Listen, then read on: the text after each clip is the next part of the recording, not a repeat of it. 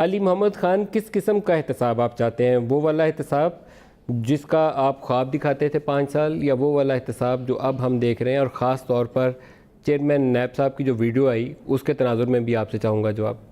جی بسم اللہ الرحمن الرحیم، اللہم صلی وسلم وبارک علی سیدنا محمد رسول اللہ صلی اللہ علیہ وسلم۔ شکریہ ملک صاحب، اور رمضان کا آخری اشرہ ہے، سچ بولیے گا، اور قیمتی ترین دن ہے۔ ملک صاحب میں نے ہمیشہ شریف آدمی ہے یار، جو کچھ کہیں گے سچ کہیں گے، سچ کے سوا کچھ نہیں میں کہیں آپ کو ایک بات بتاؤں، جو مجھے جہاں تک کو پتہ ہے کہ میں جھوٹ بولتا ہوں یا سچ بولتا ہوں۔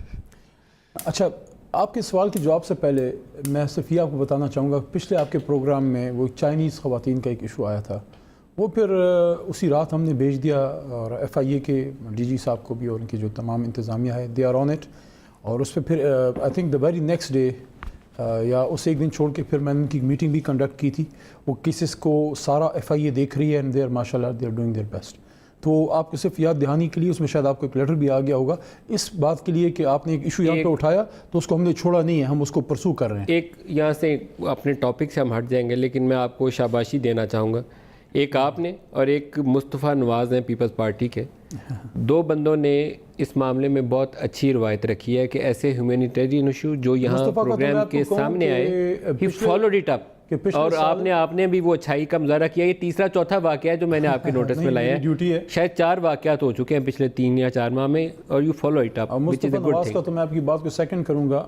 اپوزیشن کے زمانے میں جب ہم اپوزیشن میں تھے تو مصطفیٰ جو تھے وہ ایک پنی کسی اسٹینڈنگ کمیٹی کے چیئرمین تھے، شاید ایچ آر کے تھے، ہیومن رائٹس کی، اور وہ جو ہے پارس جہانزیب صاحبہ کے پروگرام ایک ایشو وہاں اٹھا تھا اور انہوں نے اس کو پرسو کیا تھا، تو ان میں ایک کوالٹی ہے۔ بہرحال جی آپ کے سوال کے جواب میں آؤں گا۔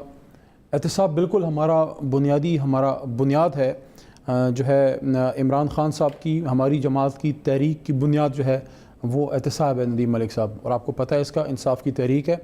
اور ایک چیز جو ہمارے مذہب کو ممتاز کرتی ہے وہ یہ ہے کہ اسلام کی بنیاد بھی جو ہے وہ احتساب پہ ہی ہے، ان اللہ یأمر بالعدل والاحسان۔ دیکھیں وہ تو ظاہر ہے، اخلاقیات کے بغیر تو اسلام پھیل ہی نہیں سکتا تھا۔ جو لوگ کہتے ہیں، ایک زمانے میں محترم جناب پوپ بینیڈکٹ صاحب نے ایک بات کی تھی کہ اسلام تلوار اور کے ذریعے پھیلا تھا، پھر انہوں نے اس کو واپس بھی لیے الفاظ کو، تو وہ تو رسول کریم صلی اللہ علیہ وسلم کے حسن اخلاق تھے، انک لعلی خلق عظیم۔